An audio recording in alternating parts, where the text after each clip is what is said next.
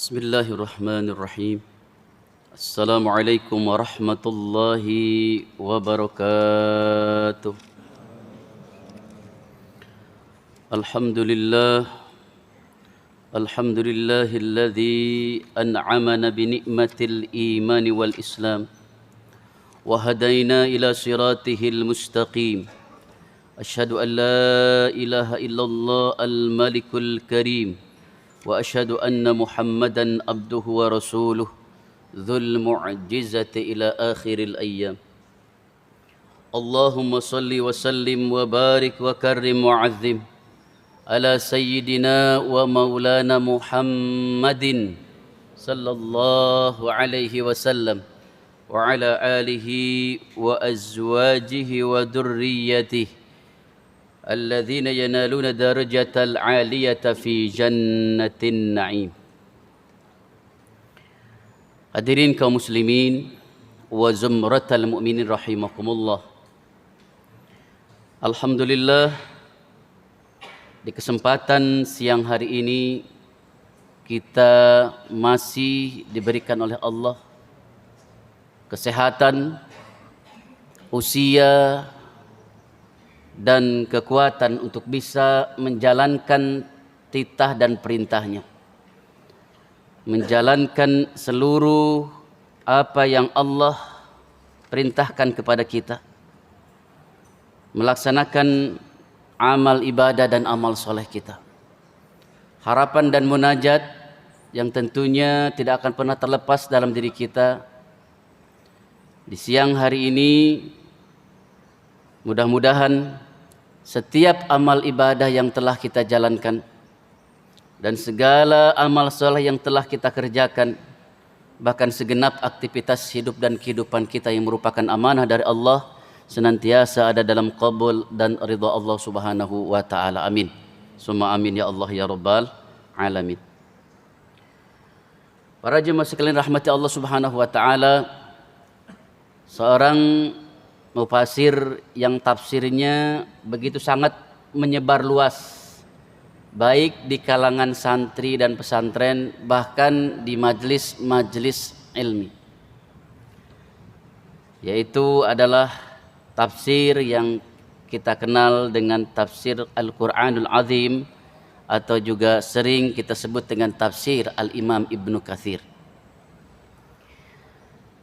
Saya mengutip ada satu hadis dalam tafsir beliau, tatkala beliau mentafsirkan ayat dalam surat Al-Baqarah ayat ke-74.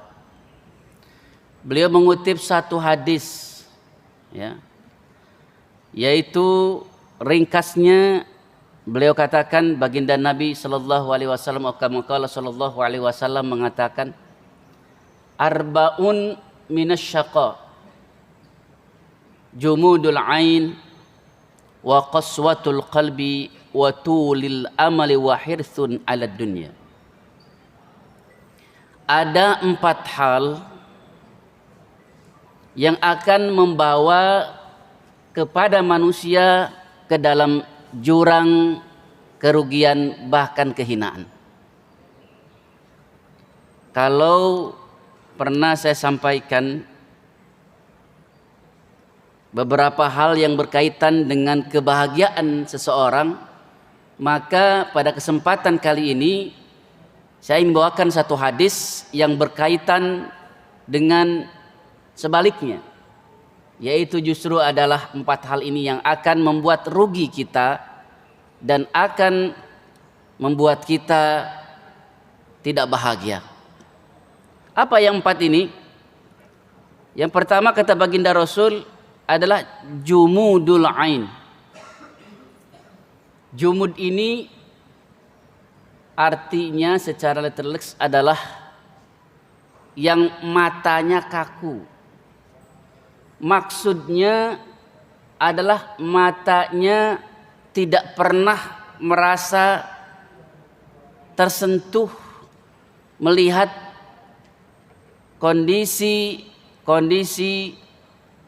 yang seharusnya bisa membuat meleleh matanya. Saking kakunya, baginda Rasul mengatakan mata yang beku, Jadi mata yang beku itu mata yang tidak pernah melelehkan air mata karena rasa takut kepada Allah. Mata yang tidak pernah tertunduk dan merasa khawatir suatu saat nanti akan berhadapan dengan Sang Maha Kuasa di mahkamah ulianya Allah Subhanahu wa taala. Padahal baginda Rasul mengatakan ada 3 jenis mata di muka bumi ini yang tentunya tatkala disebutkan mata, maka sahibul mata yang memiliki mata itu juga yang akan terbawa. Ada 3 mata yang diharamkan oleh Allah untuk melihat jurang api nerakanya Allah di akhirat kelak. Mata yang akan diharamkan untuk melihat jurang api nerakanya Allah yang pertama adalah ainun kaffat an maharimillah. Mata yang tidak pernah diperlihatkan kepada hal-hal yang diharamkan oleh Allah. Ini hati-hati nih. Sekarang zaman sudah sedemikian canggih dan demikian mudahnya mengakses berbagai macam hal yang bisa merusak kepada nilai-nilai kekhusyuan, bahkan juga nilai-nilai keimanan kita. Berangkat yang pertama terjadinya perzinahan misalkan, itu diawali dengan tontonan. Beberapa hari yang lalu tersiar berita adik dan kakak memperkosa masih saudara kandungnya sendiri. Ternyata diteliti, diperiksa oleh para penegak hukum, sebab utamanya terjadi hal yang subhanallah di luar akhlak manusia, itu dikarenakan seringnya matanya dipertontonkan kepada tontonan-tontonan yang beredar di video-video kiriman di dalam media sosial. Ternyata itu. Makanya kata Rasul, tatkala seseorang bisa menjaga matanya, benar-benar terjaga dari memandang hal-hal yang diharamkan oleh Allah Subhanahu wa taala, maka mata itu yang akan dijaga oleh Allah untuk masuk ke dalam jurang nerakanya Allah. Dan kalau matanya sudah diharamkan masuk ke dalam jurang nerakanya Allah, toh apalagi orangnya. Maka bersyukurlah seseorang di saat hidupnya ternyata tidak mengumbar pandangannya, tidak mengumbar penglihatannya untuk melihat sesuatu yang diharamkan oleh Allah Subhanahu wa taala. Ini termasuk juga sebagai tanda keimanan. Dan kita sangat mendukung sekali tatkala Kementerian Kemeninfo menutup seluruh akses-akses yang akan membuka kepada situs-situs yang subhanallah itu akan merusak tatanan moral anak bangsa kita. Jadi kalau seandainya ada kiriman-kiriman di grup-grup WA ataupun di FB-nya, di Twitter dan segala macam di medsosnya, hal-hal yang tidak senonoh bukan malah di-saving. Cepat delete, Pak. Kalaupun sekalinya kelihat, tatkala kita membuka langsung kelihat, itu sekali masih dimaafkan, masih dianggap wajar. Tapi kalau sudah sekali tahu kondisi gambarnya seperti itu, videonya seperti itu, terus malah dilihat kembali, nah itu bukan wajar lagi, tapi kurang ajajar. Jikalau ada kiriman seperti itu, hilangkan, Pak. Jangan sampai dirusak keimanan kita, apalagi nanti akhlak-akhlak generasi kita dengan tontonan-tontonan yang memang disiapkan oleh musuh-musuh yang tidak suka dengan generasi Islam ini berada dalam nilai kebaikan dan berada dalam aturan Islam. Itu cara perusakannya. Makanya ada triple S yang didengungkan oleh gerakan Zionis itu untuk merusak generasi umat Islam. Yang terkenal mungkin sering kita dengar, yaitu adalah yang pertama justru adalah seks, yang kedua adalah song, yang ketiga adalah sport. Ini semuanya subhanallah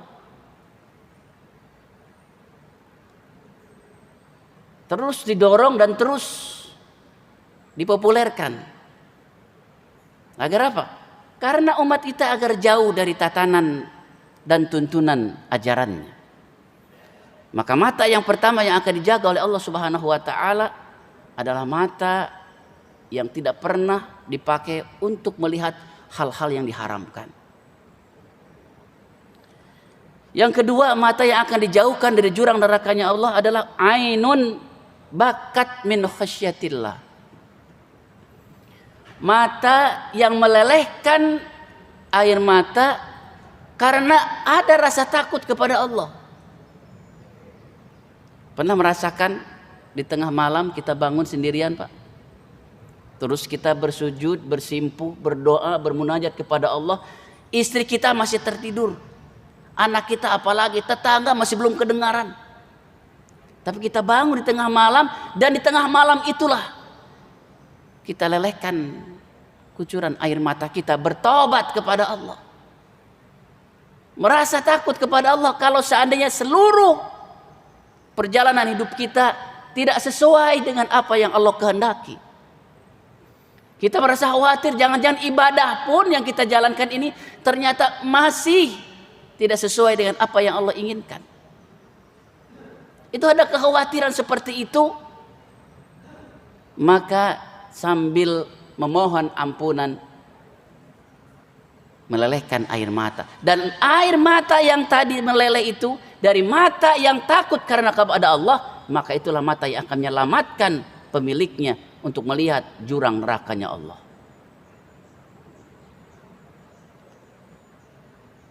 Dan tentunya yang ketiga dari mata yang akan menyelamatkan seorang dari melihat jurang nerakanya Allah adalah wa ainun harasat fi sabilillah.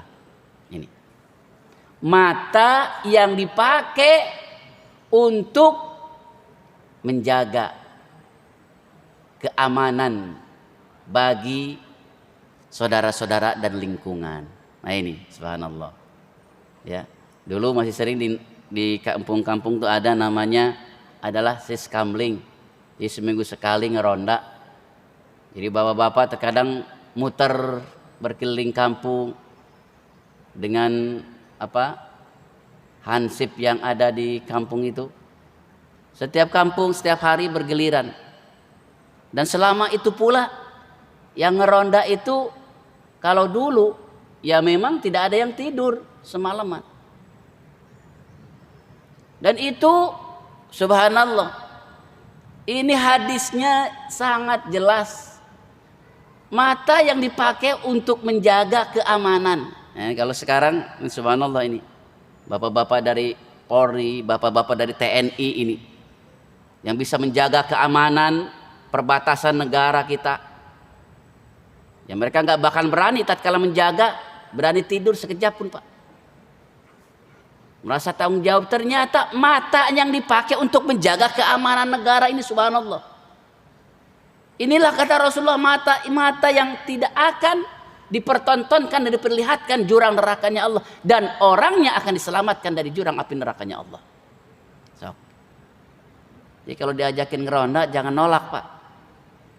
Ternyata subhanallah nilainya luar biasa. Terutama adalah mata yang sering dipakai untuk begadang, tapi untuk menjaga filar-filar agama Allah. Coba subhanallah kalau dilihat para kesepuhan dan para guru kita, Pak.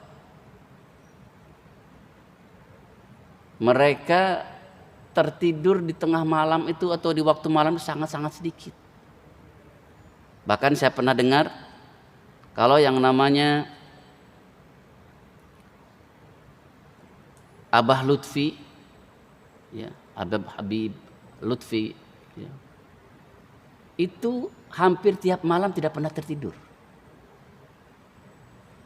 Beliau gunakan seluruh waktu malam itu adalah untuk bermunajat untuk bangsa dan negara dan untuk umat ini.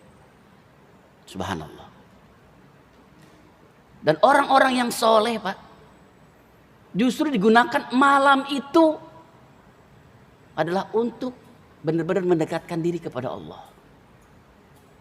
Kalaupun tertidur hanya seala kadarnya. Nah, ini ternyata memiliki dimensi keutamaan yang luar biasa. Karena memang dalam Al-Quran sendiri diperintahkan di pertiga malam bangun. Bahkan setengah malam kalau bisa bangun. Kalaupun tidak sepertiganya. Atau di penghujung malam kita bangun. Itu apa? Karena di sana ada rahasia-rahasia yang Allah sembunyikan untuk umat ini. Untuk apa? Untuk meningkatkan derajat kita. Asa ayyab'asakallahu maqaman mahmuda. Salat tahajud itu memberikan arti, memberikan dimensi, makna untuk mengangkat derajat. Meninggikan level seseorang, maka perbanyaklah tahajud. Jadi orang-orang yang soleh, orang ulama-ulama yang memiliki nilai kedekatan dengan Allah yang luar biasa itu, mereka tidurnya sedikit. Ya. Sama dengan baginda Rasul. Beliau ini apalagi di penghujung Asyura Awakhir tidurnya sedikit. Beda dikit sama kita. Kalau kita sedikit-sedikit tidur. Kalau Rasul dan para sahabat sedikit tidur. Nah, ternyata mata yang dipakai untuk berjuang di jalan Allah seperti ini, niatkan ikhlas dalam arti kita untuk menjaga negara, untuk menjaga bangsa ini dari rongrongan negara-negara luar, ternyata itu nilai utamanya luar biasa. Terus kelompok mana lagi dari sabda Rasul dari 4 kelompok yang rugi tadi? Yang pertama adalah mata yang tidak pernah ada rasa takutnya kepada Allah. Mata yang kaku, mata yang beku, yang tidak pernah melelehkan. Udah jelas ada di hadapan mata dia tanda kekuasaan Allah begitu jelas, tapi tidak pernah dia merasa khawatir dengan semuanya itu. Ini ditakutkan seperti itu, ya. Yang kedua, hal yang membuat seseorang berada dalam kehinaan adalah qaswatul qalbi, hati yang keras. Hati yang keras itu hati yang susah untuk menerima nilai-nilai kebaikan. Bahkan ditakutkan kalau hatinya sudah keras, dia tidak akan tergiur, terpanggil untuk menjalankan seluruh perintah Allah. Nah, inilah yang dikatakan oleh baginda Rasul, seorang yang merugi. Merugi tatkala berada di bulan Ramadan, diberikan usia sampai bulan Ramadan, berada hidupnya di bulan Ramadan, tapi tidak ada satu dosa pun yang Allah ampuni sampai akhir Ramadan. Yaitu adalah kelompok-kelompok manusia yang menganggap biasa dengan hadirnya Ramadan. Biasa. Jam 7 sarapan ya sarapan biasa. Jam setengah 1 makan siang. Ya. Bedanya kalau di bulan biasa di tempat yang terbuka. Kalau di bulan puasa terbuka cuman kakinya doang. Kalau udah seperti itu, maka timbul nanti ada yang namanya adalah penyakit hati. Kalau hati sudah keras dan tertutup rapat untuk menerima hidayah dan petunjuk dari Allah, maka tentunya ini adalah merupakan kebinasaan dan kehinaan bagi dia. Ya. Mana cirinya? Ya. Dalam surat Az-Zumar misalkan ayat 22 Allah firmankan, "Fawailun lil qasiyati qulubuhum min dzikrillah ulaika fi dhalalim mubin." Kehinaan, kecelakaan orang-orang yang hatinya keras. Ya. Mereka tidak mau mengingat Allah dan mereka tidak mau diingatkan jalan yang benar menurut Allah.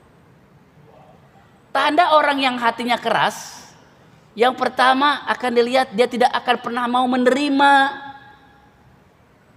seluruh perintah dan larangan Allah.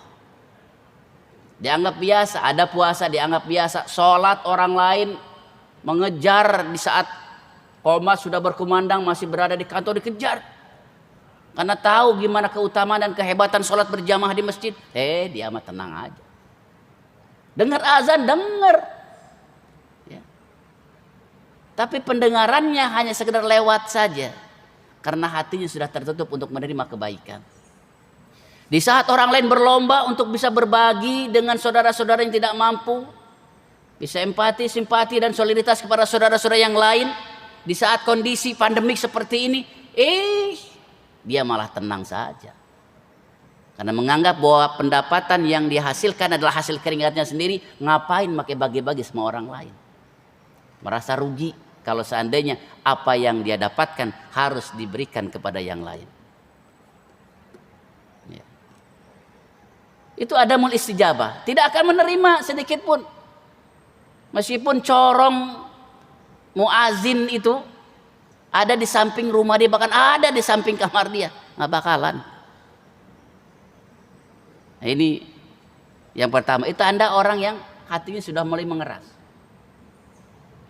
Yang kedua, adamul istifham li jami' umuril din. Dia tidak mau untuk memahami dari berbagai macam urusan agama. Pokoknya yang penting bagi dia adalah bisa mencapai keinginan untuk kehidupan di dunia sehebat-hebatnya. Setinggi-tingginya. Kalaupun tatkala ingin jabatan, maka dia ingin jabatan yang paling tinggi dengan cara apapun. Yang penting jabatan bisa dia raih. Mau yang halal, mau yang nyiku, mau yang sikat sana sikat sini, yang penting saya dapat. Tatkala ingin mendapatkan kekayaan, dia akan gunakan berbagai macam cara. Yang penting dia dapatkan kekayaan sesuai dengan dia yang inginkan.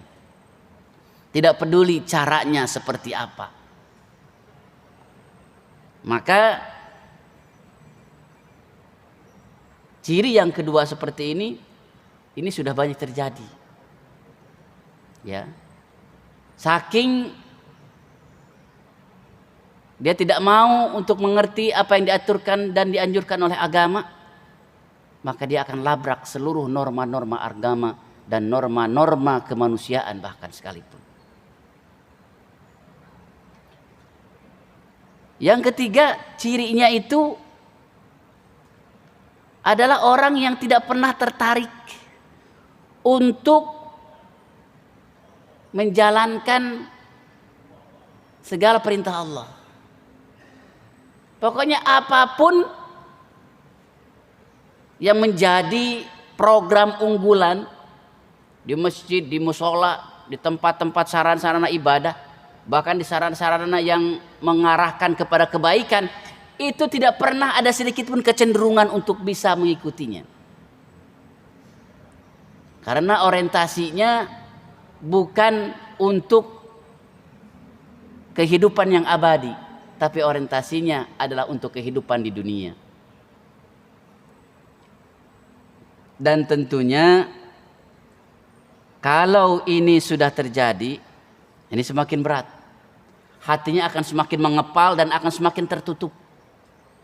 Karena jalan-jalan kebaikan, jalan-jalan kebajikan itu semakin Allah tutup nantinya. Nah, kalau sudah ditutup seperti itu, selesai, Pak. Selesai hidupnya sebelum diselesaikan oleh Allah. Di saat nanti tiada tempat kembali manusia kecuali hanya dua tempat bagi kehidupan abadi manusia. Yang satu adalah as-su'ada minan nas, orang-orang yang bahagia dan orang-orang sukses. Yang satu adalah asyaqawin, adalah orang-orang yang celaka dan merugi dalam kehidupan yang abadinya. Itu tempatnya cuma dua.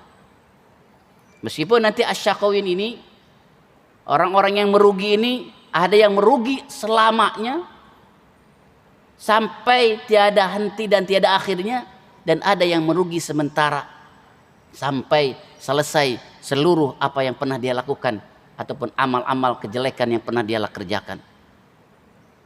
Maka itu adalah yang ketiga. Yang keempat ada mukhasyatillah. Orang yang hatinya keras, dia tidak akan merasa gentar dan khawatir dan merasa takut kepada Allah. Nah, ini yang apa? Yang akan menjadikan barometernya. Kalau sudah tidak ada rasa takut kepada Allah, maka tentunya apalagi kepada makhluk. Kalau Allah saja yang menciptakan makhluk ini sudah tidak dia takutkan, maka apalagi kepada para makhluk ciptaan Allah yang semuanya serba terbatas. Yang semuanya serba terbatas. Sehebat-hebatnya pemimpin kita, dia terbatas. Terbatas pandangannya, terbatas pendengarannya, terbatas pengetahuannya. Sehebat-hebatnya alat buatan manusia, pasti akan memiliki keterbatasan.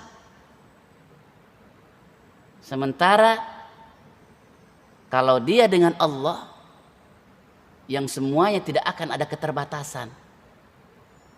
Semuanya Allah akan mengawasi zahir ataupun batin.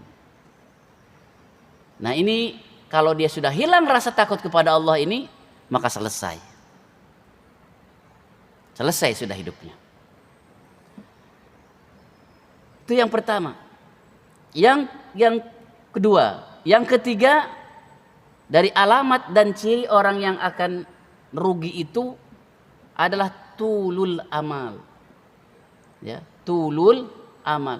Orang yang terlalu banyak berangan-angan untuk kehidupan dunianya. Sehingga dengan angan-angannya itu dia tidak mengenal batasan-batasan yang harus menjadi barometer dalam hidupnya. Seseorang bercita-cita boleh, Pak. Bahkan harus kita memiliki cita-cita. Tapi jangan sampai cita-cita kita ini di luar dari rel yang telah digariskan oleh Allah dan Rasulnya. Karena kalau seandainya angan-angan yang kita miliki terlalu tinggi, terlalu jauh, ditakutkan justru akan melupakan kepada kehidupan yang abadi di akhirat kelak. Dia melupakan kehidupan yang abadi, sementara dia mengejar mati-matian untuk kehidupan yang sementara. Itulah tanda orang yang berangan-angan dan terlalu panjang angan-angannya. Tatkala memiliki jabatan, seakan-akan jabatannya akan selamanya dia sandang. Memiliki kekayaan, seakan kekayaannya itu akan dia bawa semuanya. Padahal tentunya semua itu adalah sementara. Tapi dalam Islam bisa jabatan dibawa menjadi investasi abadi kita di akhirat kelak. Kalau semasa dia menjabat, dia gunakan untuk berjuang di jalan Allah. Dulu tatkala menjadi direktur, satu contrengan tanda tangan itu berlaku. Cukup dengan satu coretan, maka kebijakan bisa berlaku. Coba, tatkala dia menjabat, maka dengan kebijakan yang dia buat, membuat aturan yang bisa untuk membawa investasi akhirat kita. Nah, jabatan yang dia pikir itu, jabatan yang dia pikul itu akan terbawa, Pak. Kalau digunakan dalam berjuang di jalan Allah. Tapi kalau seandainya jabatannya hanya sekedar untuk kehidupan dunia, selesai. Kehidupan dunianya terbatas, selesai dia hidup di dunia, selesai sudah semuanya. Begitupun dengan kekayaan. Kalau kekayaannya itu, tatkala dia memiliki kekayaan yang luar biasa selama hidupnya, dia gunakan untuk berinvestasi di kehidupan akhirat kelak, maka kekayaannya akan dibawa. Bukan duitnya, tapi nilainya yang Allah siapkan. Yang nanti kita titipkan di panti anak-anak yatim, kita titipkan di panti-panti jompo, kita titipkan di masjid-masjid, kita titipkan di musola-musola, kita titipkan di orang-orang yang tidak, kita titipkan di mereka. Maka suatu saat nanti tatkala kita berada di hadapan Allah, kita akan ambil titipan kita kepada Allah. Dan Allah akan berikan titipan kita ini dengan nilai yang sungguh luar biasa, yang tidak pernah terbayang dalam hitungan matematika kita. Ya. Maka ini tentunya yang harus kita wanti-wanti. Yang ketiga adalah tulul amal. Boleh bercita-cita, tapi tidak melabak norma dan aturan agama. Dan yang keempat, yang terakhir kata baginda Rasul, yang akan membawa kepada kebinasaan adalah hirsun alad dunya. Terlalu hidupnya berorientasi untuk kehidupan dunia. Terlalu tamak dengan kehidupan dunia. Dia memiliki kekayaan yang Allah anugerahkan kepadanya, tapi dia digunakan sedikit pun untuk bisa berbagi dengan saudaranya. Karena merasa kekayaannya adalah hasil jerih payahnya sendiri.